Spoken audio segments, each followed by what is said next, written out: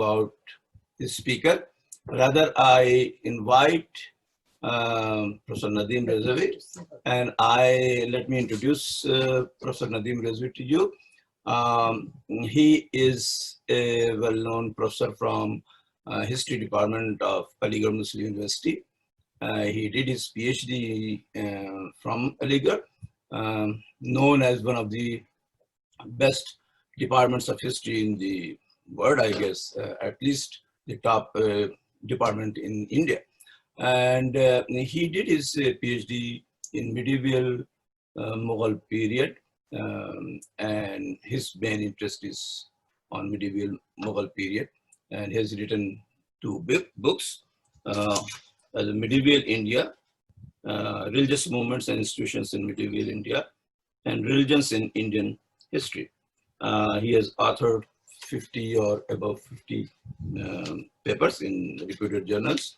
And so it's a great honor that he is participating in this talk. So please, Professor Nadeem Rizvi, you take over and introduce the speaker. Thank you. Assalamu alaikum to every one of you. I hope that I am audible. You can hear me. Yeah. First of all, before I start introducing FaisalDevji, who actually does not need to be introduced at all, I just want to say Eid Mubarak to all of you. Number one. Today in India, as you know, that America might have celebrated Eid yesterday. Yeah. But it's the Eid in India, and I, in fact, felicitate all of you on this festival of self-sacrifice. Apart from that, let me also say that we are holding this program on 1st of August 2020. Now, this is, a year which celebrates the completion of 100 years of non-cooperation movement and the Khilafat. As well as it also is the year of the centenary of Aligarh Muslim University, where I teach, and probably to which every one of us sitting here belongs. The Aligarh centenary, in fact, starts from September onwards, when the Act of 1920 was passed. So I think it is on this juncture that we are lucky to have FaisalDevji amongst us, and he would be speaking on a topic which is very relevant for us today. Professor FaisalDevji, as you know, is a professor in the University of Oxford, and he is related to the St. Anthony's College. He is also the director of Asian Study Center there. Apart from being associated with the University of Oxford, Faisal Saab has also taught in the Yale University. He has also been in the University of Chicago as a fellow, as a junior fellow. He has been at Harvard, and he had also done some graduate studies from the Smiley Center of London. He is one of those who has been working on a topic which is very relevant as far as the present few decades of the world are concerned. I mean to say that his work spans over not only the culture and thought of the Muslims, but also regards some of the terrorist activities which have been happening around the world. In fact, Devji Saab, apart from a number of his articles, has 4 very important works. The first of which was published by him in 2005. And the last work of his has come out in 2013, if I'm not wrong. In 2005, he wrote a book, Landscapes of Jihad, Militancy, Morality, and Modernity. It was a book which in fact, deals with the ethical content of jihad as opposed to its more widely studied purported political content. The book draws a distinction between the majority of Islamic fundamentalist organizations concerned with the establishing of the state and Al Qaeda. I'm not going to deal in detail about the type of work, but I can only say that it's one of the very pioneering works which have been done on this field. His second book regards the terrorists in search of humanity, militant Islam and global politics. This was published sometime in 2008 and 9. The third work, which came out in 2011 or 12, deals with Gandhiji, the impossible India, Gandhi and the temptation of violence. And I must draw your attention to all those who are present here that after a few days, FaisalDevji would also be delivering a lecture on Gandhiji from one of the portals related with the Aligarh Muslim University. His third book, his fourth, in fact, the fourth book is on Muslim Zion, Pakistan as a political idea. So, in fact, these are the various themes on which FaisalDevji has, very path-breaking books. Apart from that, he has also authored a large number of articles, both very scholarly as well as journalistic in nature. Now, as I pointed out, that the topic on which he is going to speak is non-cooperation movement and the Khilafat movement, both related with our freedom struggle and both having some connection or other with the university with which we are related. I invite Professor FaisalDevji and request him to please initiate the discussion and explain the topic on which he is going to talk about.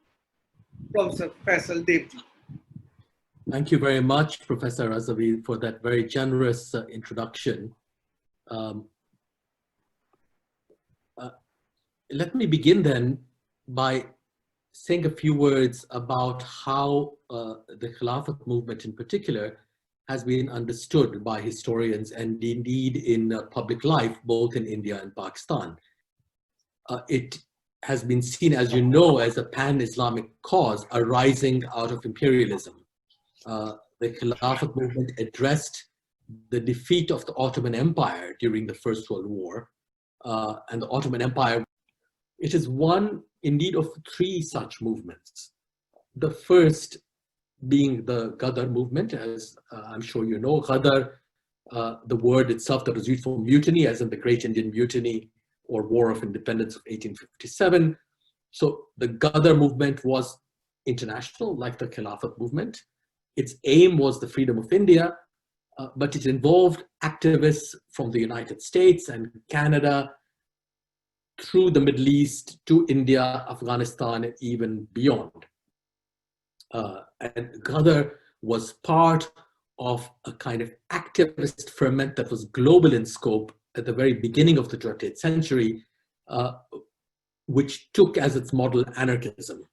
So before communism achieves victory, precisely during the First World War, with the fall of the Russian Empire and the emergence of the Soviet Union, it had been anarchism that represented activist and militant movements around the world. And the Ghadar movement was one such movement. It was international. It had a significant religious component, Hindu and Sikh, as well as to some degree Muslim. So that was one. The other was the struggle against indenture, Indian indenture across the world, and the fate of Indian minorities throughout the empire. And this, of course, was a struggle that was led by Mahatma Gandhi in South Africa. And I mentioned these two other movements. I'll return to the struggle against indenture shortly, because they both ended up sharing personnel and even ideas with Khilafat and non-cooperation. Right? So there's an overlapping between Ghadar and the Ghadarites, many of whom also represented pan-Islamist causes and ended up going to Afghanistan, like many of the Khilafatists did, who tried to gain the support of the Ottomans. This is before the First World War broke out, or in its early phases, and Khilafat. Similarly, with the struggle against indenture, these are all international movements that address the empire as a whole, within and without it. So to return to Gandhi and the struggle against indenture, we tend to think of Gandhi's time in South Africa as being simply a time when he was preparing to come back to be the Mahatma in India, or as being a time where he's fighting simply for the rights of Indians in South Africa. And this, of course, is not entirely true. It's not entirely the case. South Africa did not really exist as a country in its own right. It was simply one site of an extensive network of Indian minority populations that made the empire itself possible. Because remember, the British Empire was not, India was the basis or the base from which the empire itself was run. It provided labor, it provided traders, it provided capital to some degree, and it provided troops to hold both the Eastern and Western Indian Oceans in the grasp of British power, and indeed to control large parts of Eastern and Southern Africa and the entire Gulf region, indeed much of the Middle East. All of this was secured by Indian raw materials, Indian labor, Indian troops, and Indian capital. So the empire and India were linked not simply in terms of Britain's domination of India, that is one country's domination of the other, but rather of the empire itself as being held in place almost by India, which was its most populous part. So when Gandhi fought for Indian rights in South Africa, he was also fighting very explicitly for the rights of all Indians, of labor and troops and resources and all the rest across the empire. So like Ghadar, Gandhi's movement against indenture eventually was an attempt to take on the empire at its fullest extent.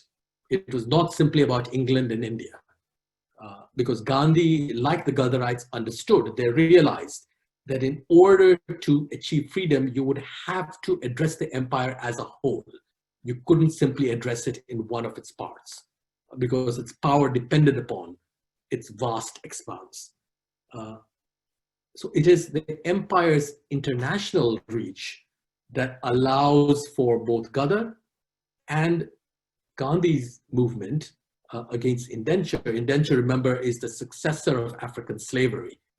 And it is the labor of Indians that makes colonization possible in large parts of Africa, etc., all the way across the Atlantic to Guyana and to the Pacific, to Suriname and Trinidad and Tobago and Fiji, etc. And Gandhi sent people like C.F. Andrews all the way to Fiji as part of his movement. So I want to place these three movements together to show that there were all three of them internationalist, and that all three of them involved religious forms of language in various ways. Khilafat, in that sense, is only the last and the most successful of these movements. It is not exceptional in any other way. Now, at the time these movements are occurring, and they occur almost simultaneously. You know, Gandhi comes back from South Africa in 1914, just as the First World War begins. Khilafat movement begins in 1919 officially. Ghadar has begun just before the First World War and continues throughout it. And Khilafat, as we know, begins in 1919, is formally taken up by the Congress in 1920, and goes on until 1924 or thereabouts.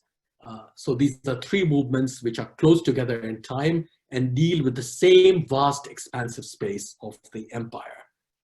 They also have in their political imaginations, this is in the period between the two world wars, between the First and the Second World War, a vision of the future which is not purely nation statist, which is also internationalist, as internationalist as the movements themselves were. So you have these ideas of federalism, not only within India, but that tied India to other parts of the world. You had these visions of Indian colonization of other parts of the world in a way as well. So German East Africa after the war, was seen by a number of Indians as a place that needed to be given over to India for its excess population and its cultivation and its development. Just like Iraq was given to Britain and Syria was given to France and Palestine was given to Britain.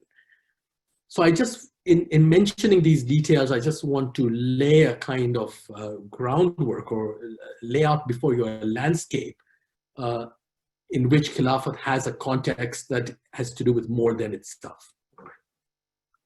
Now, I want to go on then to talk about the empire's justification and how the Khilafat movement ends up taking the terms of this justification and legitimation and turning them against imperialism itself. So the thing about the British Empire is that it was so large and so scattered across the surface of the earth that it could, unlike previous empires, it could not really be thought of in geographically integrated terms, right? It was far too scattered.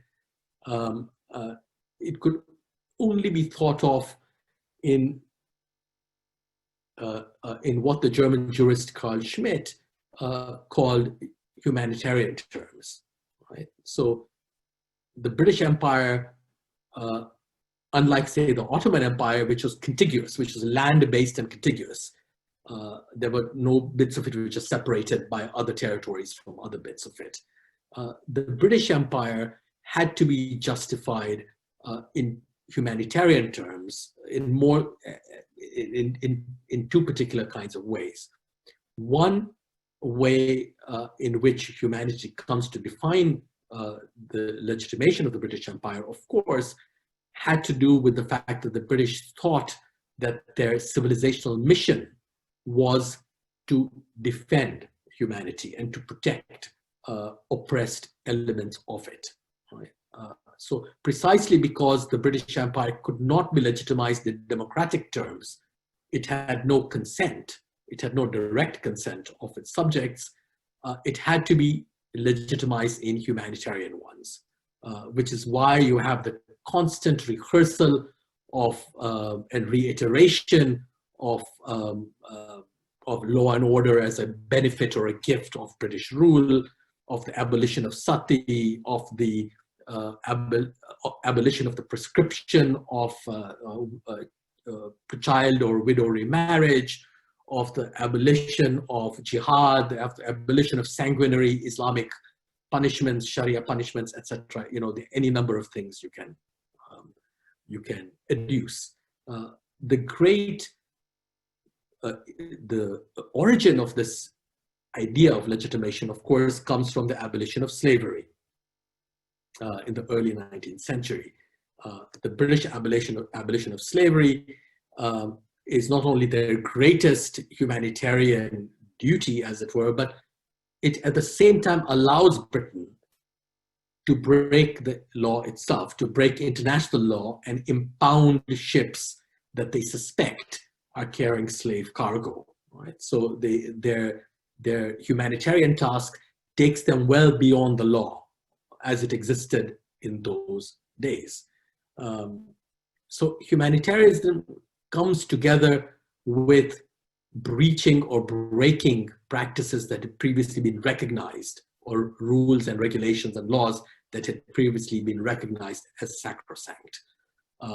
And these two things still come together when we talk about modern day humanitarian interventions, for instance, or preemptive strikes, where in this case, the United States and its allies are able, using the language of humanitarianism, to invade countries. We all know that story.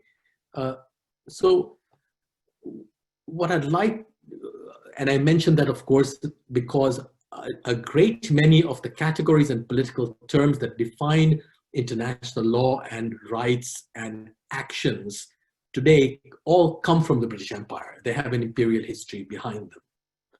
And this includes the idea of terrorism itself, which was pioneered and developed legally in colonial India. So one of the consequences of justifying colonial rule in humanitarian terms that are, of course, international and global, right? Just as these movements I was describing were, was that it made colonial rule into a kind of unsolicited or unilateral gift to its subjects, whose acceptance it was that created obligation. That was the only way in which a contractual idea could be set before Indians as colonized subjects to justify their colonization, since they obviously didn't vote for this or they didn't ask for, in any formal manner, the imposition of colonial rule. Now, the British Empire's internationalism, its universal reach and its ability to justify itself on humanitarian grounds also allowed it to use the languages of its own subjects in interesting ways. So we know, for instance, that during this period, the British Empire often justified itself and described itself as the world's greatest Mohammedan power, right? It was the greatest Mohammedan power precisely because it possessed more Muslims in its domains than the Sultan did in the Ottoman Empire. So what the British Empire does is it makes numbers the crucial determinant for Muslim legitimacy in this case. Even though Muslims are a minority in British India, there were so many of them in it that they dwarfed any other Muslim population in any other empire or country of the world. The only religious entailment here was the religious freedom that Muslims were supposed to enjoy in the empire. And I mention this because this logic of numbers, of demography, will come back to define movements like Khilafat itself. So just to recapitulate in a few words, I started out by suggesting that Khilafat is a problematic movement for both Indian and Pakistani nationalism because it doesn't fit the story of the independence of these specific states and the partition that made them possible. I then went on to suggest that we should see the Khilafat not as being exceptional, but as being one of at least 3 such internationalist movements. I went on to argue that these movements were internationalist because they had to address the empire itself as an international phenomenon. Right?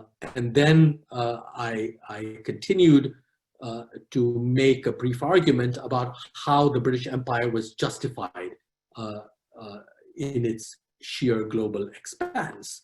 And it was justified using the language of humanity and humanitarianism, which created a kind of obligation for the gift that it gave, the gift of, as we know, law and order, railways, all those things that continue to be mentioned. Now, what does Gandhi do with this narrative and this logic? Already in South Africa, what Gandhi does is to conceive of his movement of Satyagraha as a force that, as it were, returns the gift to Britain. Remember what he's doing in South Africa and what he does in India until at least 1921, if not later, is to argue not for the independence of India, but to argue for India's transformation of the empire as a whole. He thought that if you were to democratize the British Empire, India, of course, would emerge as the largest single power within it, and India could therefore transform not only herself, but could transform the whole empire, and in transforming the empire, could transform the whole world. Gandhi was nothing if not ambitious. It didn't matter to him whether the British continued to remain in India or not, as he tells us very clearly in his 1909 book, Hind Swaraj. What he's interested in is democratization.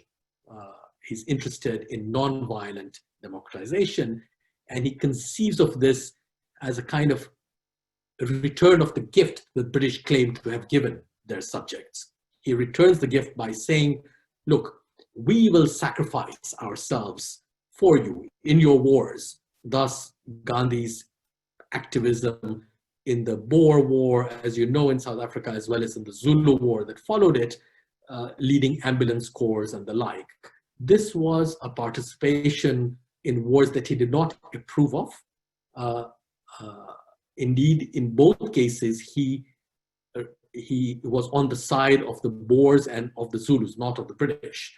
But his point was that a non-violent effort to show loyalty to Britain would, as it were, embarrass them with a gift so large as to reverse the obligation that empire was premised upon. The obligation would now be for the British.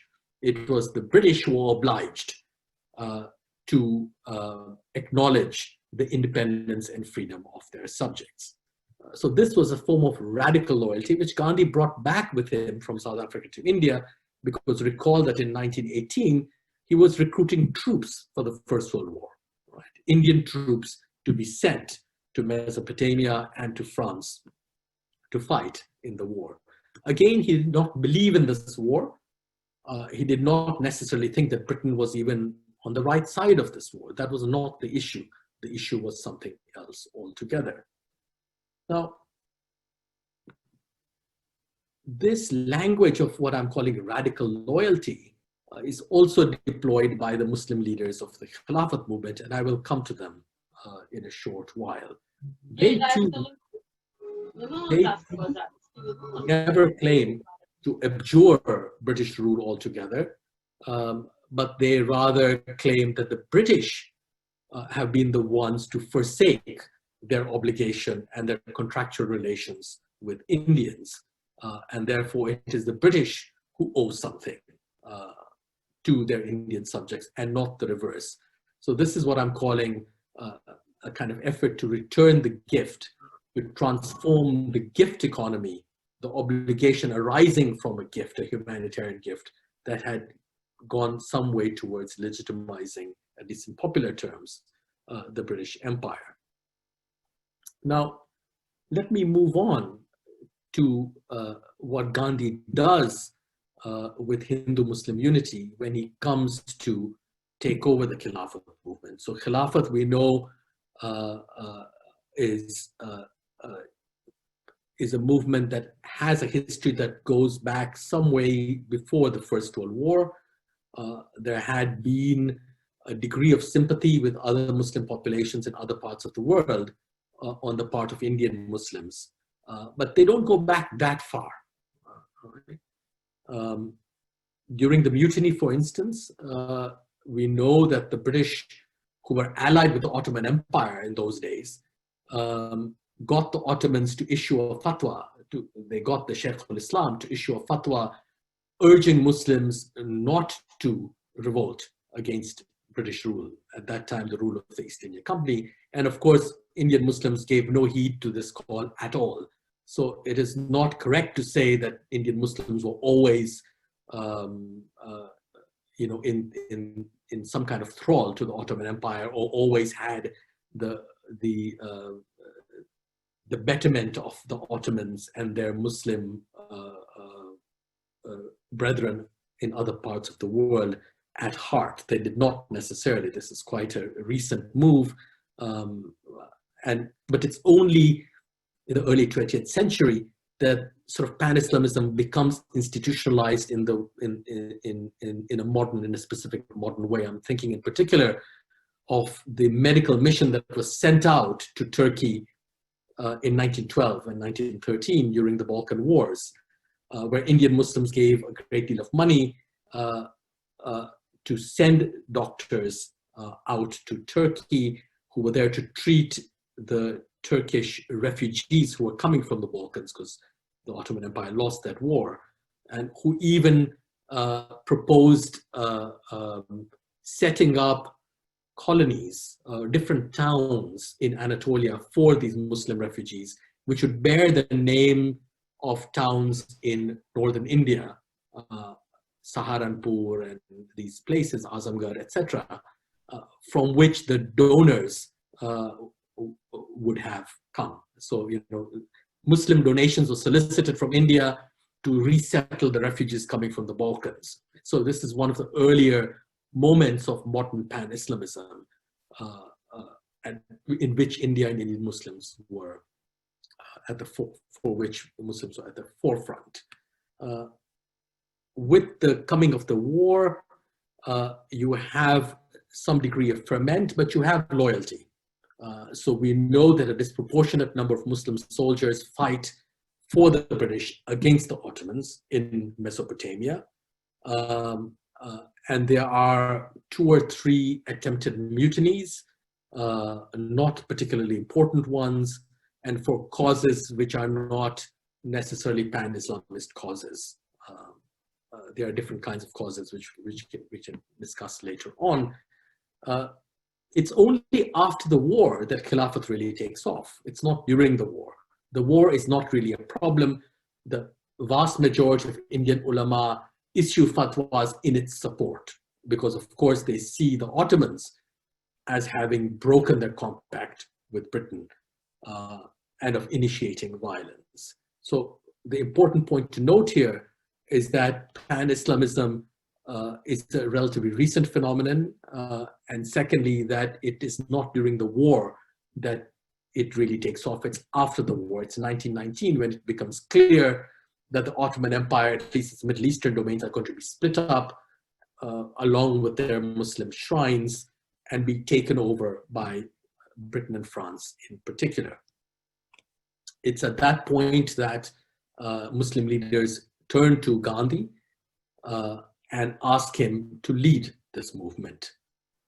The first time really in history, and the only time perhaps, that a Hindu, a non-Muslim, is asked to and does in fact lead a Muslim, indeed Islamic movement. So I want to dwell a bit on this because I think it's very, very interesting what happened, and we don't attend to it enough. Because just as with his activities during the Boer War and the Zulu War, and indeed recruitment during the First World War, in which Gandhi throws himself into an effort without sharing its belief. He doesn't share the belief of the British in the war. So too with Khilafat, he doesn't need to believe in the Khilafat in order to participate in it, right? So what you have is an ostensibly religious cause, but whose participants need not be religious or need not have any belief in those in the religiosity of that cause. So the Khilafat immediately becomes a cause that is both religious and secular at the same time. It cannot really be split up as being one thing rather than the other thing.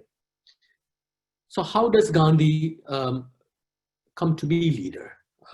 Both Hindu leaders and Muslim leaders approach him and say, look, why don't we make Khilafat into the basis of a deal between Hindus and Muslims in India. Let's make this into a contract. It's an opportunity, and this indeed remains the way in which historians often think about Khilafat, and Gandhi, along with other Hindus, support of it. They see it as a purely opportunistic movement, which is to say Gandhi and the Hindus he brings with them are seen as entirely opportunistic. They don't believe in the caliphate, but they will support it for the sake of their Muslim neighbors in order to secure Muslim support for nationalism. this is the argument that I'm fighting against here. What does Gandhi do? He refuses a contractual relationship. He says, no, the point of Khilafat is not that it provides us an opportunity for a Hindu-Muslim alliance. This was the kind of alliance that had happened in 1916 with the Lucknow Pact between the Muslim League and the Indian National Congress. This is not what Gandhi is about. What Gandhi says is important about Khilafat is that it represents an ideal. Right?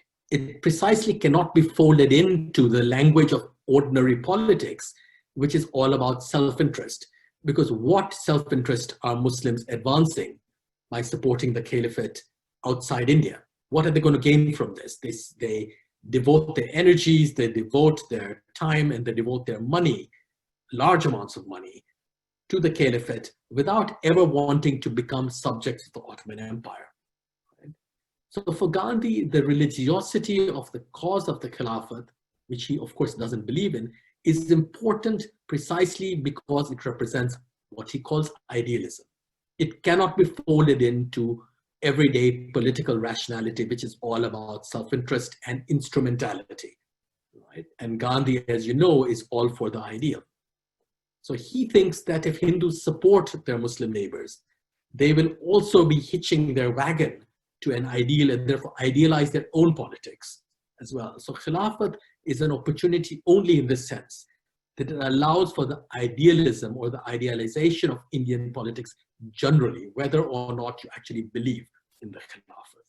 He is delighted that Shias, who of course do not believe in the Ottoman Khilafat, also participate in it, and that Hindus also participate in it, because the Khilafat allows for the generalized idealization of Indian politics, which he thinks is crucial for nonviolence, because nonviolence also requires the idealization of Indian political life.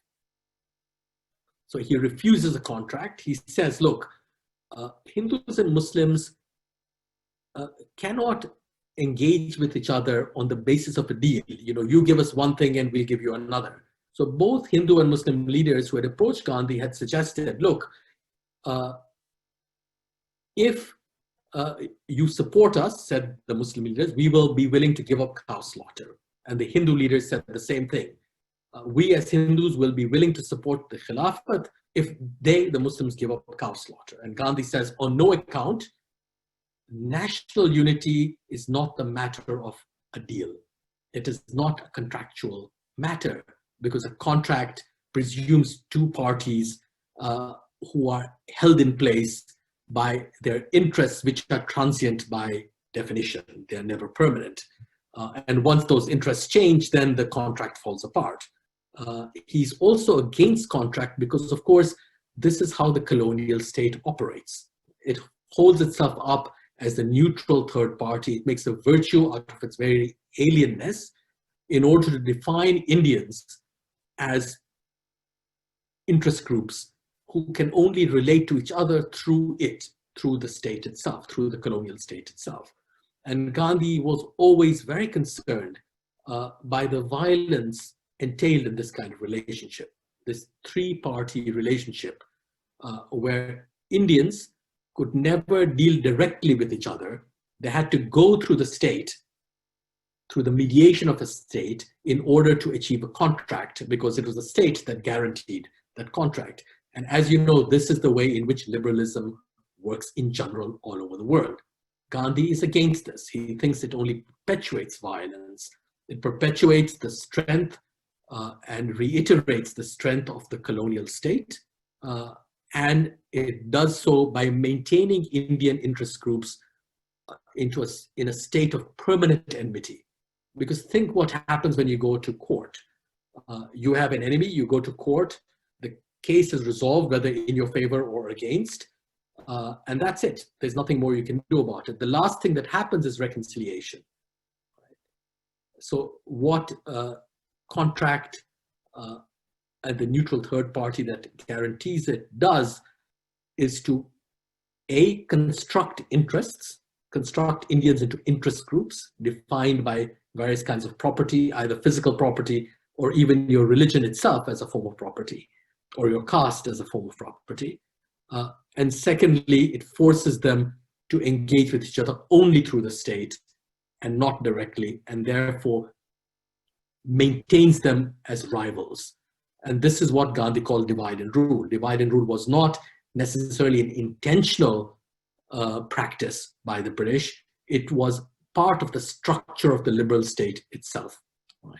So when Gandhi enters Khilafat, what he's doing is saying, let us make a relationship between Hindus and Muslims that is direct and unmediated, that does not require the state or any other third party, and that therefore is not based on contract. It's not based on contractual ideas. Right? This is why Hindus should support Muslims even if Muslims do not abandon cow slaughter, or Muslims should abandon cow slaughter even if Hindus do not support them. This is a sacrificial form of relations and of politics, in which it is the ideal that matters. Right? Hindus can support Khilafat without believing in it, and Muslims can abandon cow slaughter without believing in the sacredness of the cow or the sacredness of all animal life. So I think you can already see how the model Gandhi is constructing of Hindu-Muslim relations is quite different from the usual liberal model of interests and contract mediated by a neutral third-party state, in his time, of course, the colonial state. And what Gandhi was doing was widely recognized at the time. Akbar Allahabadi, the poet and the satirist, whom I'm sure many of you know, wrote, I think in 1919, just before he died, a wonderful mock epic poem in his inimitable style called the Gandhinama, in which he says that, in fact, the most Islamic element in Khilafat comes not from the Muslims, it comes from Gandhi. And he calls it sabr, fortitude, right? Sabr, as you know, is an Arabic word which has religious meaning. For the Shia, it has a specific religious meaning, and for other Muslims, it has another kind of religious meaning. But in all cases, it means a kind of, it really is the perfect translation of satyagraha, which is literally the struggle for truth or the standing in truth. And that is what sabr, fortitude, is for Akbar Allahabadi. So Khilafat is fascinating not only as a kind of great upsurge of pan-Islamism for a cause far away from India. That is the least interesting thing about it. What's interesting about it is precisely the way in which it allows Gandhi and Hindu and Muslim leaders to transform the communal and the political situation in India. It was a huge success, perhaps the most successful movement Gandhi ever led. We tend to see it today as a failure because, of course, the Caliphate was abolished by the Turks, etc., and the Hindu-Muslim unity fell apart. But for a number of years, it was the only game in town and the only one of Gandhi's mobilizations which really threatened the colonial state. And it did so by redefining what political and indeed human relations were. Now, let me move on before closing to the Khilafatists themselves. I've spoken a lot about Gandhi.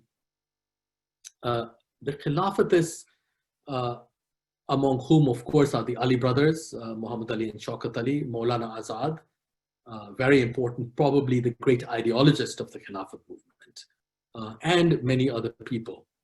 Now, what were the Khilafatists calling for? Like Gandhi before them, they were asking Britain to uphold her obligations to their Muslim subjects. That is the only thing they were asking for. The British Prime Minister Lloyd George had promised at the outset of the war to honor and not to interfere in the religious rituals of Muslims in Mesopotamia and in Arabia, and not to touch the holy cities that Muslims claimed as their own. These included not just Mecca and Medina, but also, interestingly, Baghdad, Jerusalem, Karbala, Najaf, and Kazimeh. Right? So both Shia and Sunni cities. So when this promise was broken, the Khilafat movement received its impetus, as it were.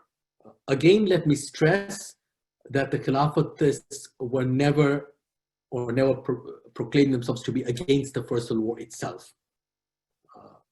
They were sympathetic to the Ottomans, but that was not the issue. The issue was something else altogether. The issue was the issue of obligation. The very gift and obligation that I started out by speaking of, the way the colonial state had deployed it and the way that Gandhi had transformed it.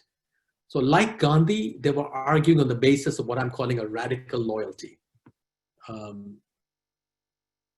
It was their gift of fighting men for the British Army that imposed upon Britain an obligation to Muslims. And what really is fascinating when I've been reading, I've been reading about it for many years, but more recently, looking at Khilafatist tracts and texts, in them, the First World War itself loses its integrity. So, you know, we tend to think about Khilafat as being attached to the First World War. But I've already tried to point out that Khilafat actually only begins after the war ends. Right? It has a different timeline from the war. It might begin in 1912 with the Balkan-Tripolitan Wars, and it ends in 1924. And you can find different dates for it. But the point is the timeline of the First World War does not match the timeline of the Khilafat movement. And this is another example of the way in which imperial ways of thinking and imperial forms of practice are overturned or turned upside down or transformed by Indian political actors. I mentioned the way Gandhi did it, and now I'm saying something about the way in which the Muslim Khilafatists did so. What did they do? They actually turned to the mutiny, something I've already mentioned. Now, when you look, for instance, in 1921 at the famous trial for sedition of Muhammad Ali and Shaukat Ali, among others, all the great Khilafatist leaders are in there. Dr. Kichlu and Hussain Ahmed Madani of Deoband, and the Shankaracharya of Sharda Peeth. All these people are defendants. They've been accused of sedition, of trying to seduce the loyalty of Muslim troops away from the British. And when you look at the trial, what's fascinating, which occurs a year before Gandhi's famous sedition trial, right? When you look at the trial, what you see happening there and in other documents is a constant invocation of 1857 of the mutiny. There's an effort to disaggregate and to fragment the First World War as the historical and legal category in which we are made to think about all of these things. Right? These men are not thinking in this way.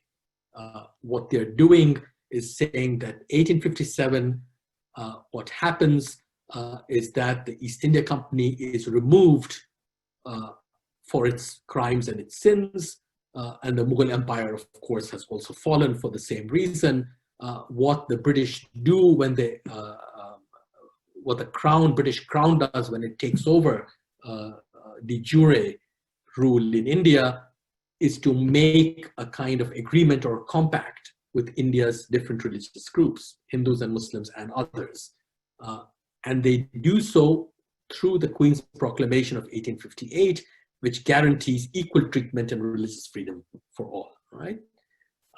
And what the Khilafatists are arguing, therefore, is that it is this compact, this is not a contractual relationship, it is this proclamation, a unilateral proclamation, that the British have betrayed. So I mentioned this to show yet again how the language of Khilafat transforms the language and the narratives of European or colonial rule. right? They find themselves new narratives. Just as Gandhi is constantly finding himself a new narrative in which to turn things around, in which to invert, if you will, the carapace of the British Empire. Now, nevertheless, the Khilafatists like Gandhi take on certain kinds of colonial categories and ways of thinking, if only to turn them against the colonial state. And one of the categories they take over is the one I have mentioned, humanitarianism and demography. So for Britain, remember I suggested the British Empire, among other things, legitimized itself as being the largest Mohammedan power in the world because it had more Muslims in it than the Ottoman Empire did. What Indian Muslims are doing in this period is making a claim for their own preeminence in the Muslim world using exactly the same argument. It is precisely because India possesses the largest number of Muslims within a single political unit that they can speak not just for themselves, but for the whole, for Muslims as a whole.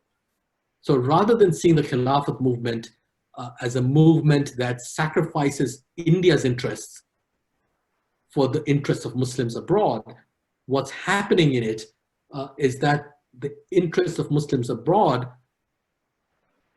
have been taken over or are being protected and advanced by Indian Muslims. Because as Maulana Azad says over and over again, the Caliphate and Islam can only be protected if India is free, or if India achieves her freedom, because India is the home of the largest number of Muslims in the world.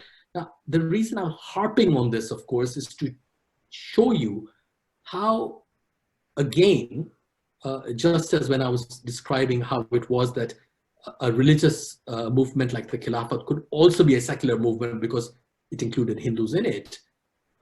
With what Azad is saying, you can see how a religious movement also becomes a secular one because the category is a secular category.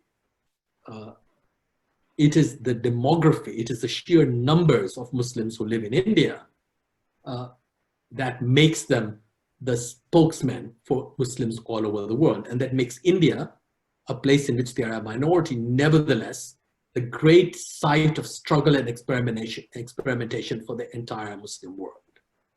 So the Khilafat movement is about India as much as it is about any other part of the world. Indeed, it is more about India than it is about Turkey.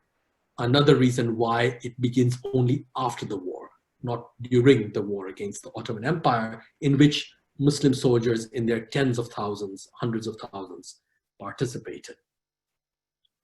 So that is one way in which numbers become crucial. The imperial category of demography becomes crucial for Muslim political thought. The other way in which this happens is the taking over of the British idea of humanitarianism, right? Which, remember, was crucial for Britain's legitimation in the absence of consent and democracy. So the first thing the Khilafatists do is take seriously the British idea that India is the greatest Mohammedan power in the world. The second thing they do is take over the language of humanity and humanitarianism, partly through demography, because India is the largest population of Muslims in the world, but also in other ways. So what is happening in Khilafat? Well, if you take its full timeline from 1912 and 13 in the Balkans, as I was mentioning, into the 1920s, you see what's happening is an effort to create a new set of relations between people. I don't mean between groups of people, but between human beings as such. Right? In the Balkans and in the camps and the towns that were meant to be named after Indian cities that the medical mission planned to set up in Anatolia, you have Indian Muslim humanitarianism manifesting itself in these forms of if you will, experimental townships and development, right? Where you can create a new kind of Muslim society. During the Khilafat movement, you have this extraordinary event, the Hijrah, in which in 1920, tens of thousands, possibly as many as 60,000 Indian Muslims leave India and go to Afghanistan because they think that India is no longer remains a place in which they can be truly free as Muslims. But they go to Afghanistan for what? This is the important question. Afghanistan is pitched as a site of another kind of experiment in Muslim humanitarianism and modernity, right? That Afghanistan is meant to become a modern Muslim state, largely made possible by Indian Muslims, who are the only ones who are, as it were, educated enough, modern enough to do that. And when you look at the documents, including, there's a kind of famous agreement between the Afghan government and the Muhajirs. It has everything to do with the Muhajirs' ability to reconstitute Afghanistan with their skills. Indeed, if you look at the texts of Maulana Ubaidullah Sindhi, you know, the famous Khilafatist who also has links with the Ghaddar movement and who goes to Afghanistan during the war and sets up with Maharaja Mahendra Pratap and Maulvi Barkatullah a provisional Indian government in Kabul. Ubaidullah Sindhi too is interested not in sending people to Turkey to fight the war. He's interested in making Afghanistan into a new kind of site, experimental site for freedom, for a new kind of Muslim, but also more generally Indian and human relationships. I would even go so far as to suggest that eventually when Pakistan comes about, it is simply the last one and the most extreme one of these efforts to think about a laboratory, an experimental site for the remaking of, in its case, of course, Muslim relations, the making of a new kind of Muslim modernity. So just as I have situated Khilafat with other movements, Ghaddar and the movement against indenture, so too I want to suggest that what comes to be the Pakistan movement can be seen alongside these other experimental sites in which Muslims are meant to make themselves into representatives of modernity for themselves and for the world. Now, I want to end by suggesting that the humanitarian imperative of imperialism was also signaled by the anti-racialism that was in full evidence among the Khilafatists. So when you look at Maulana Azad in particular, but also the Ali brothers, what's fascinating is when they talk about the Khilafat, they explicitly reject classical elements of it. So Karshiyat, the stipulation that the Khalifa has to belong to the tribe of Quraysh, from which the Prophet came, they reject that. They reject dynasty. They don't think that only an Ottoman could be the Khalifa. And they end up rejecting Arabness as well, right? So after the end of the Ottoman Empire, as you know, there were a number of claimants to the caliphate, including Arab leaders. Initially, the British supported Sharif Hussain of Mecca. And what the Khilafatists do, and Azad in particular, is reject this idea of Arabness by focusing and stressing precisely the human dimension, that for them, Islam and Muslim belonging had everything to do with the rejection of any specificity of this kind. So obviously there could be a lot more to say, but I would like to end with this point, and end by concluding that what Khilafat does is it should not be it should neither be exceptionalized as a peculiar religious movement that does not belong either in Indian or Pakistani historiography. It's part of a series of such movements. It should not be therefore seen only as a kind of ritual or religious cause either, because it is simultaneously religious and secular, as I've tried to point out. and its greatest task is to transform our very conception of human and political relations in various kinds of experimental ways, which bring together Gandhian forms of sociality and the Khilafatists' Muslim attempts to reflect it. So I realize I've gone on for far too long, for which I beg your forgiveness, and let me stop here for we can open up for questions. Thank you. Fascinating, very, very well, and very informative. So as I said that it is, let me introduce Dr. Farhat Hassan, who will do the concluding remarks, and after that we will have a question and answer session. Dr. Farhat Hassan is an Ali, and he did PhD from University of Cambridge, and he is a professor at University of Delhi, and his interest is, of course, teaching South Asian history, and he has written a book entitled State and Locality in Mughal India, Power Relations in Western India between 1570 to 1730. So let me invite Professor Farhat Hassan to do the concluding remarks and then take over for, I act as a moderator for question as well. Thank you. Right. Well, I'm delighted, Faisal, to have had a chance to interact with you. Your presentation was just simply fascinating. I think the only reason why I've been asked to conclude this discussion is because by certain quirk of fate, I did my MPhil on Khilafat movement from the University of Cambridge. That's kind of quickly abandoned it and moved over to Mughal India. But I think it's fascinating, and I got back my interest in the Khilafat movement listening to you today. Yeah, so I mean, I think I would like to probe you on a couple of things if I have time. One of which is certainly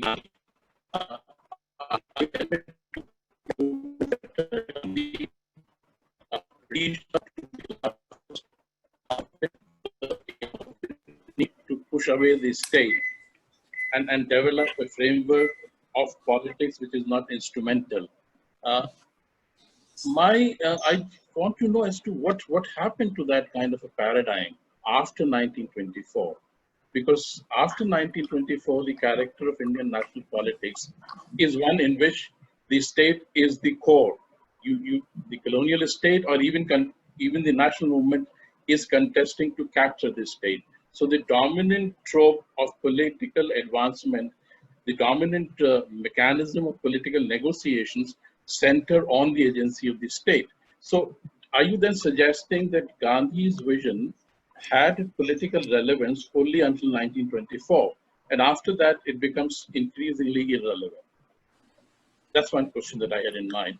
The second was, I think I also felt that I got your point that it is not a pan-Islamic movement, purely the pan-Islamic movement. There's a huge component to the movement which is specifically South Asian in context, so that we need to understand also it's not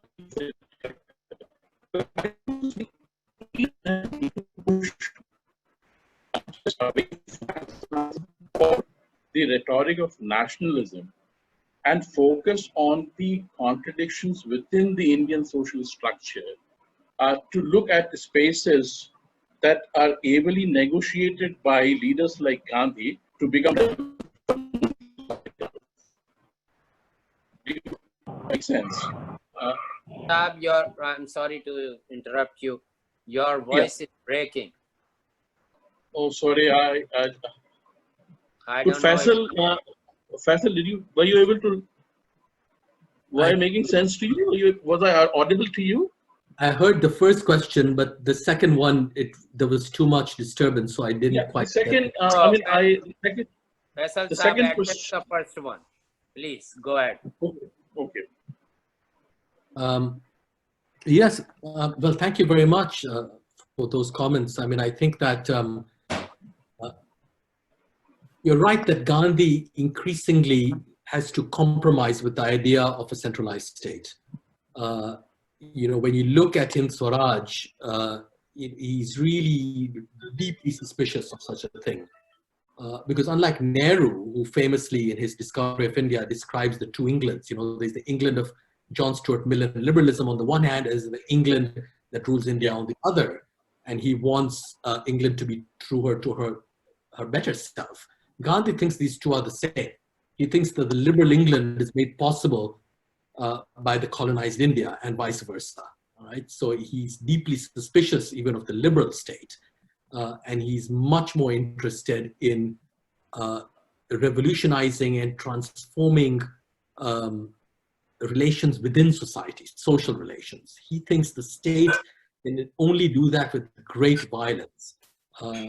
So, when I was speaking earlier about interest groups, about how the state as a neutral third party creates interest out of influence.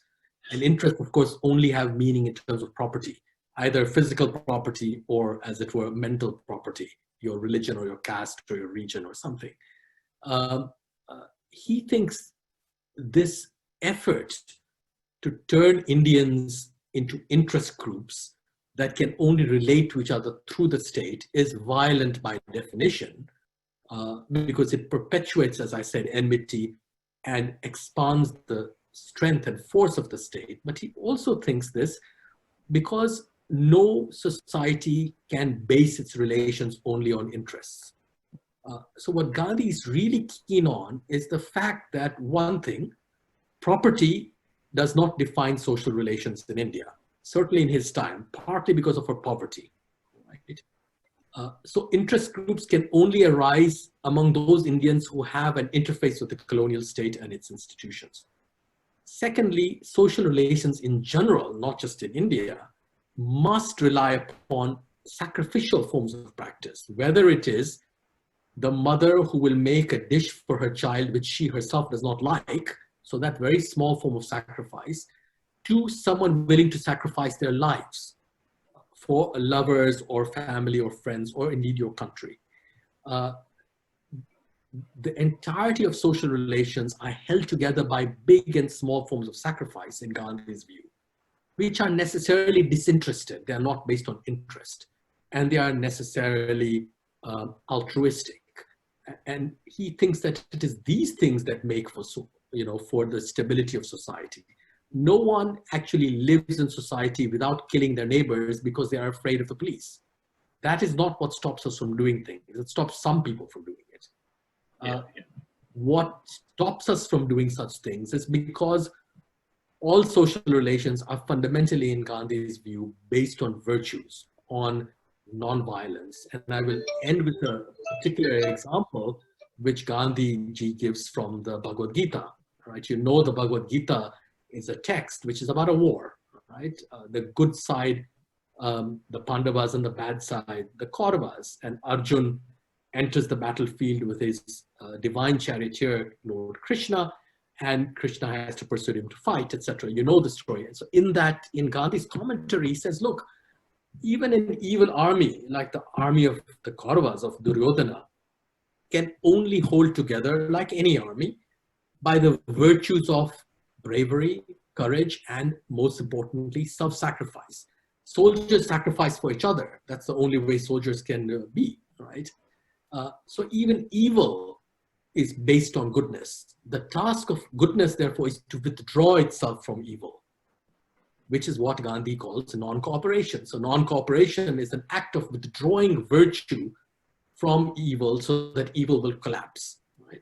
So this is one example of the way in which he thinks social relations are necessarily disinterested and altruistic and non-violent, but they can nevertheless be put to very perverted and evil uses, just as the bravery of Drona and of Bhishma and of Karna in the Mahabharata is put to evil ends despite themselves, right? So non-violence means rescuing, as it were, sacrifice from evil and returning it to goodness. So for Gandhi, therefore, it's these social relations that were crucial, and you could never really get rid of them. You could only pervert them through the state's logic of interest. In the end, what he wanted to do is to see the state as a necessary evil, but to minimize it, because he thought more important was social relations, which could never be fully hegemonized or defined by this politics of rational interest. And indeed, I think you see this happening in India and in many other countries. By 1947-48, Gandhi therefore tells his followers, those of you who want to go and join Nehru, you go.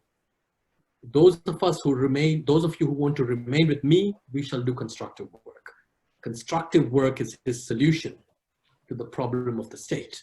You're not getting rid of the state, you have to have it, but you want to minimize its reach as much as possible and have it influenced by, if you will, social virtues, the only virtues that really make social relations what they are. But of course, during the war, when it wasn't clear what kind of nation state would come into being as the standardized form of international politics, Gandhi was much more sanguine about his anarchistic vision. And he called himself a philosophical anarchist.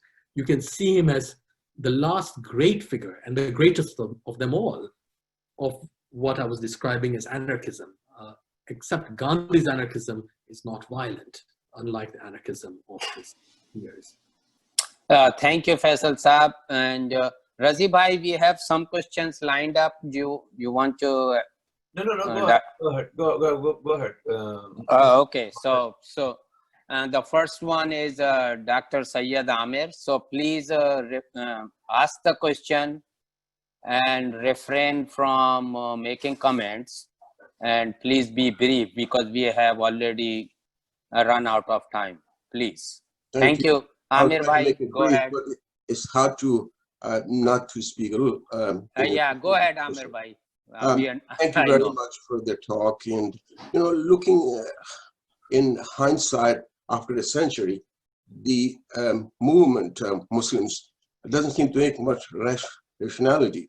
And I'd like to hear your views. Firstly, the Muslims were struggling, Muhammad Ali, Shaukat Ali, and Mal Khan, against the colonial rule in India. But at the same time, they have no sympathy for the colonial people under Ottoman Empire because they wanted the empire to continue. The second is the Khilafat movement itself. It seems that the Muslims started the movement, didn't have any goal as far as I can tell, because Mustafa, it was colliding against the Turkish nationalism, because Mustafa Kemal Pasha and his party was struggling against the corrupt Ottoman Empire towards the end, decline. So can you please make some sense out of it for naive people like me, because it doesn't seem to make much sense of what happening a century ago. Well, thank you. Well, as I was suggesting earlier, the very irrationality of the Khilafat movement, which still disturbs historians, is precisely what Gandhi liked about it. It was so counterintuitive. He thought, how to make sense of this movement? It is irrational in terms of interest politics, right? It makes no sense at all. But that is why Gandhi thought of it as disinterested and altruistic, and thought that it could transform the internal politics of India and make for a different way of securing freedom. Because remember, Gandhi did not want simply the replacement of white faces by brown faces. He didn't want just to have the Indian state with no English people there. He wanted a complete transformation. That's what nonviolence was about. So that, as far as irrationality is concerned, in terms of the other things you were saying, yes, the Ottoman Empire was a colonial empire. It was in defeat, continuous defeat by this point, but it still held many subjects, including, in fact, by that point, a majority of Muslim subjects in the Arab world. And the Khilafatists were very nervous about this. So they're constantly writing about the Armenians, who eventually, of course, suffer a very great genocidal set of attacks against them. And they didn't quite know what to do.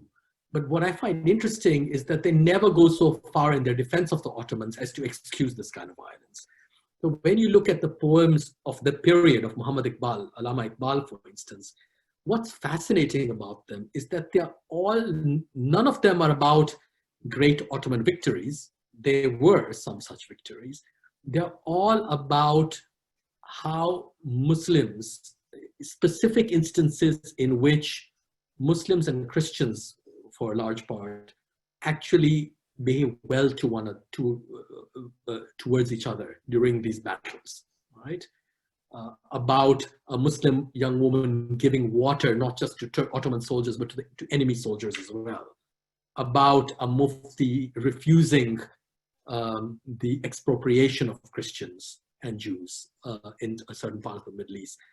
So even there, and Iqbal is considered such a great poet of Islamic glory, etc. Even there with Iqbal, what you see, every single one practically of his poems on the Balkan and Tripolitan Wars and the First World War are, each one of them actually deals with good relations between Muslims and others, including their enemies.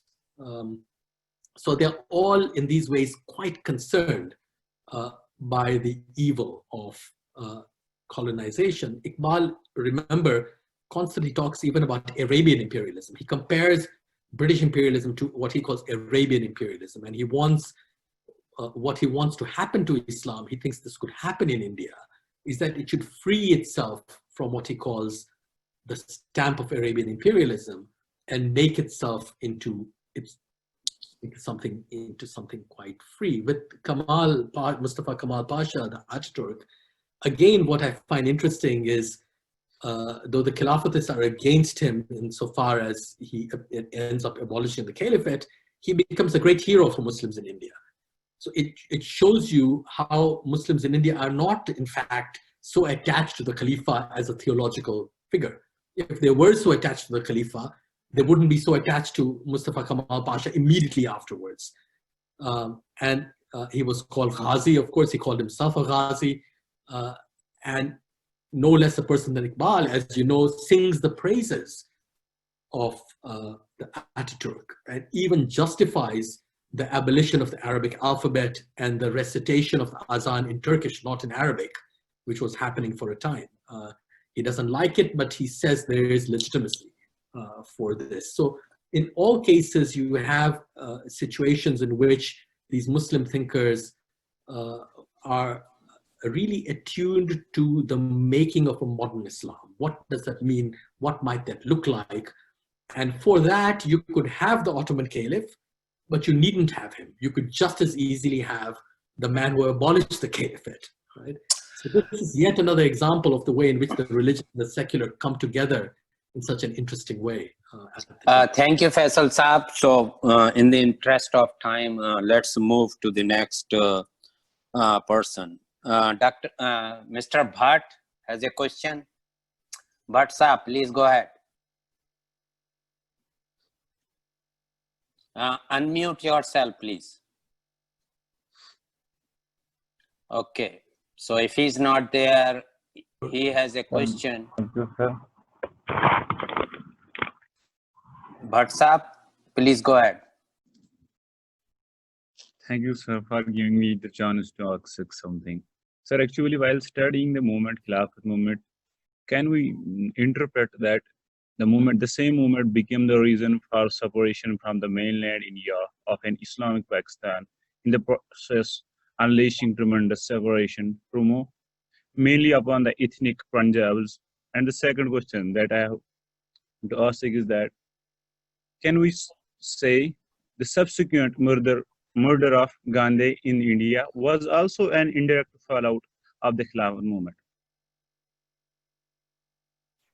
Thank you very much. There are many events that can be put into the genealogy of partition, and Khilafat has certainly been one of them. And as I started out by saying, some part of the Indian historiography has seen it as being a kind of ill-fitting movement for Indian nationalism because it dealt with something abroad, but it also was religious. The Pakistani side, of course, if you look at a book like Zere Suleri, the famous Pakistani journalist, Suleri's book, My Leader, which is on Jinnah, he condemns the Khilafat movement as being the defeat of Islam, and it's what he calls its absorption within the fold of Hindudom. It's an extraordinary polemical thing to say, because of course he thinks that Hindu-Muslim unity just destroyed Muslim interests as political interests. And this is of course what Jinnah thought as well. So neither Jinnah nor indeed Iqbal was very keen on the Khilafat movement, by the way. They both went along with pan-Islamism insofar as they thought that Muslim countries should be free from colonial oversight, but they didn't like the religious character of it so much. Nevertheless, you're right in thinking that the Khilafat movement, because of its very size and impact, just really transformed the situation of both Hindus and Muslims in India. It led in places like Malabar to acts of great violence and forcible conversion of Hindus, Hindu landlords. It led to these rhetorical invitations by the Ali brothers of, the Amir of Afghanistan to come and invade India, which were not taken very well by, his Hindu compatriots. It can be seen to have poisoned communal relations in India. And so when you look at a book like Essentials of Hindutva, written by Savarkar in, I think, 1926, so in the immediate aftermath of the Khilafat movement, he too makes a big deal about the threat of Muslim mobilization in Khilafat, right? So I agree that Khilafat does transform the situation, but I'm not sure if you can see it as leading inexorably to partition, because there are many other steps that need to be taken for that to happen. And indeed, the Khilafat movement also set the model for all of Gandhi's other great mobilizations, which may not have been Hindu-Muslim ones, but mobilizations of other kinds, whether it was a salt march or something else. So it really created modern Indian mass politics in general.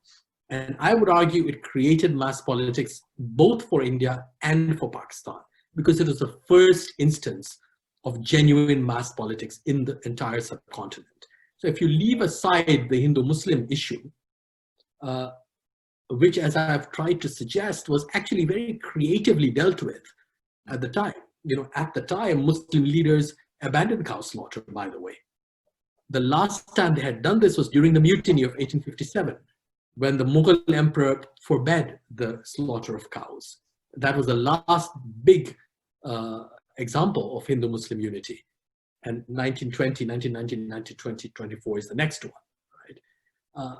So, you might as well ask whether the mutiny led to partition. So you can look at the Khilafat in more than one register, and the register I'm trying to look at it in is as an opening to a new way of thinking about the future and a new way of thinking about politics and social relations. Some of them did not end up very well, as we know. Others still continue with us and have some potential within them. So, like everything, it's a mixed project. All historical events have a mixed reception in that sense. Thank you, Faisal Saab. Let's move on. There are more people lined up. So, Iqbal Fatima, go ahead, please. Iqbal Fatima. If not, then move to other. Yeah, so next one is Sadia. Sadia, please unmute yourself and then. Yeah, this is Sadia. Okay, Sadia's husband bowling. Okay. Yeah. It's Khilafat, not Sadia, but Yeah. the name. Yeah, change the phone, please. All right. Go ahead, Iltifat bhai. Yeah, thank you. First and foremost, what a great presentation, Professor Devji, and many, many thanks to Razi and Rafat for arranging these thoughtful presentations. Very quick question for you, sir. Khilafat movement, it was totally irrational, we all recognize it, but it did serve a great purpose, in my humble opinion, that it made the Hindu-Muslim interactions very, very good and friendly. In fact, there was a time when Hindu priests would come to the Muslim mosque and the Muslim always would go to Hindu temples and give lectures, and the race relations were in really great shape. So I think from that perspective, it was the genius of Gandhi of leading that movement. And I think its primary purpose was to bring the Hindus and Muslims together.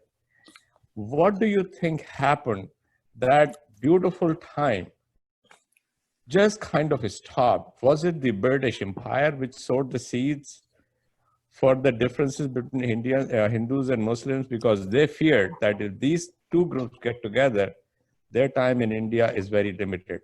Thank you, sir. Yes, thanks very much. I mean, this goes back to what I was just saying about the mutiny, of course, which is the last time before the Khilafat that you see this kind of unity, communal, intercommunal unity. Because the mutiny, or if you want to call it the First Indian War of Independence, which was Savarkar's title for it in his book that he wrote on the mutiny. And indeed, as I pointed out, the Khilafat movement routinely referred back to the mutiny of 1857, the original Ghadar. So the mutiny is a reference point, not just for Khilafat, but of course for the Ghadar movement, which I mentioned, which names itself after 1857. So I think this is very instructive, that 1857, what you see there is the coming together of Hindus and Muslims as equals, right, in their fight for freedom. It is this example that is brought to bear during Khilafat as well. The fact that it has occurred twice in a big way in history, I think should give us some grounds for hope that it might occur again. Things have not looked so good perhaps since then. And I would suggest that one of the reasons for the failure, if you want to call it a failure, of course, all of Gandhi's satyagrahas in that sense were failures because they stopped at a certain point. And their efforts to create a non-violent society clearly did not succeed. So Khilafat is no more a failure than anything else. Even the Salt March, ironically, that eventually when the tax on salt was removed, it was removed during the interim government in 1946 by Liaquat Ali Khan, who was the finance minister of the interim government of India before the partition of India.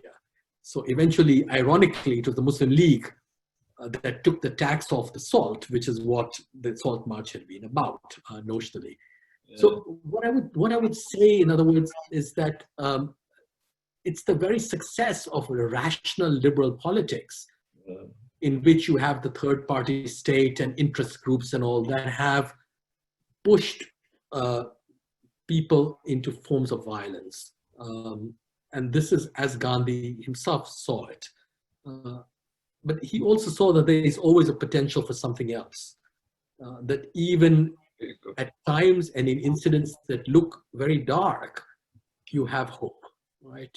Just as Gandhi saw in Khilafat something idealistic, something that departed from the rationality of colonial politics, so too we can see in phenomena like even cow protection, often seen as an excuse for violence. There might be something idealistic buried in there.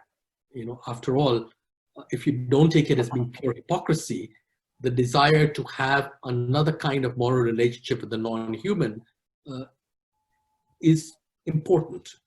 Right? And it is, as Gandhi argued, the contribution of Hinduism to the world. So Gandhi himself tried to grapple with issues that were issues of violence in his own time and to rescue what was good about them and to refashion what was good about them so that the evil in them could collapse. Khilafat is one which had a potential to become violent, and cow protection is another which always has the potential to become non-violent. And it's this grappling, I think, that should serve, if anything, is a model for us and for people in the future. So I'm afraid it's not a very sanguine answer, but it's the only one. Thank you, Faisal Saab. You got somehow muted, Faisal Saab. So you need to unmute yourself, please. Yes. And last question is from Dr. Aftab Ansari, and then Razi Bhai will wrap up the program. And so Aftab Bhai, please go ahead. Thank you so much for a lightning and enlightening talk, both. I would like you to throw some light on the two meanings of the word Khilafat. The first meaning, of course, is opposition, and the other meaning comes from the word Khalifa. So I would like to hear your opinion about that, how and also how successful these two causes were. Thank you. Yes, thank you. That's very interesting because, of course, we are often told, and Shahid Amin, the Delhi historian, has written about this, that many people at the time, especially those who are not Muslims, who did not have a kind of idea about what Khilafat as a theological institution was, thought that Khilafat meant to be Khilaf, as in to oppose the British. Right? And so what I think is wonderful about that is that, again, it serves as an example of the way in which an ostensibly religious movement can be at the same time highly secular. That they can both go along parallel lines and not clash. And what I find fascinating about this is that there are very few places in which this happens, and South Asia is one place in which this sort of thing happens regularly. So the previous questioner was describing how, for instance, Swami Shraddhanand spoke from the minbar of the Jamia Masjid in Delhi during Khilafat, right? That was extraordinary. I mentioned how the Shankaracharya of Sharda Peeth, who was a very important Hindu religious leader, was arrested and tried for sedition for encouraging Muslim soldiers to desert their posts, right? He was tried as a Muslim, as it were. Right? So it is almost as if the participation of people who are not part of your own religion is what makes a religious cause also a secular cause. So what Gandhi, I think, understood, and what the participants understood, was that this was not a question of the religious and the non-religious, the religious and the secular, in the sense that we normally use those terms, as if they signify two completely separated fields of endeavor. Either you have no religion at all, or you have religion. What Khilafat really shows us is that the putting together of two or more equally religious groups or causes or people, or none of the above, so the participation of Shias or Hindus or whatever in Khilafat, meant that you could actually, by sheer plurality, achieve the secular without dividing up the religious from the non-religious. That you could have the non-religious in the religious and vice versa. Because remember, Gandhi, like Iqbal, and they shared this, though they were unlike each other in other terms. Both Gandhi and Iqbal were critical of European ideas of secularism, which they thought divided up the world of ideals, because the world of ideals and disinterestedness and altruism tends to be confined to our private lives, the lives of our families, or to our religious lives, right? And separated off from the public life, which is dominated by interest groups and rational politics. And Iqbal and Gandhi both thought that when you make this separation, an absolute separation, what happens is that the world of public life is simply given over to instrumental action. It becomes profoundly violent because it is not informed by any ideals. It's not informed by any idealism at all. That idealism must come from our personal lives, our family lives, and our religious lives. But when it translates itself into public life, it has to translate itself in such a way as to be open to others. It cannot simply be an ideal for you alone. It must be open to all other people. And that is why when Gandhi becomes the head of the Khilafat movement, or when Muslim leaders decide that they will ban cow slaughter, it is that those things served as the very demonstration of this. how religion or its ideals can open itself up to others and make for a different kind of relationship, which is not a relationship of contract. And you find this recognized over and over again. Saifuddin Kichlu in the trial for sedition says it in 1921, and Maulana Azad says it over and over again. So it's a story, I think, that while like all historical stories is complex and has many perspectives to it, it really is one that offers us something quite extraordinary. And it really tells us something about the making of modern South Asia, both India and Pakistan, and what we might have lost from that making, and what might still be potential or possible within it. So in that sense, I hope that it provides us grounds for something beneficial in our future. Yes, so Razi bhai, please wrap up because Dr. FaisalDevji has been speaking for so long, for 2 hours. He must be tired now. Yeah. Well, thank you very much. We thought that within an hour or so we can finish it up. Almost 2 hours approaching, and people are glued to listen to you. And I think that it gave a lot of not only information, it really enlightened us. And especially these days, such talks are very much needed. This unity and the concept of togetherness, nation building, all are equal or same in spite of their differences. So you gave a lot of good messages also besides the history part. And I think this kind of lectures are very much needed here in the diaspora group.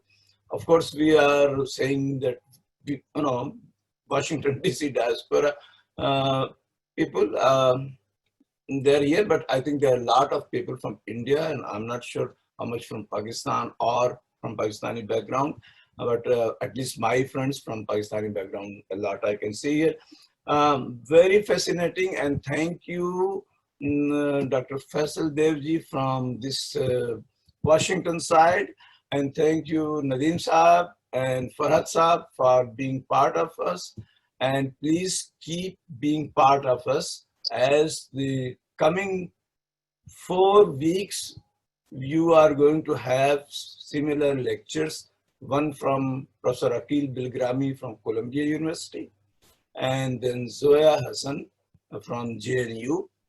And of course, now as we know that Professor Irfan Habib Saab has agreed, which is a real pleasure to all, and he rarely gives that much liberty to be there. But so we will wait, and you all are most welcome to join and let others get educated, informed, and enrich each other. And the next Saturday is totally different, very fascinating, a very famous personality from now Jamia, and known as the stage performer or a script writer, drama super person.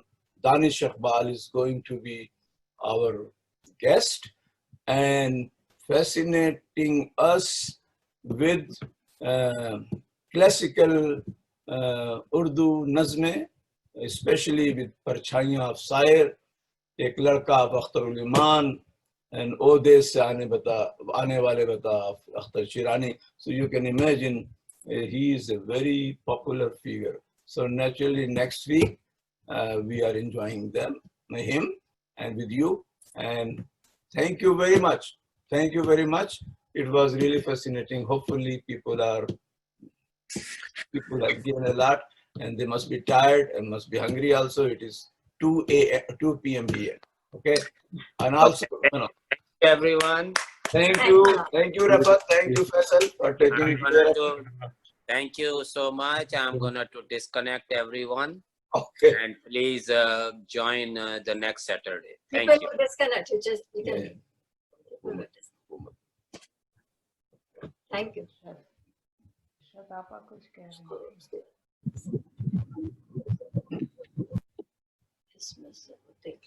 उन्होंने कहा तो disconnect करने को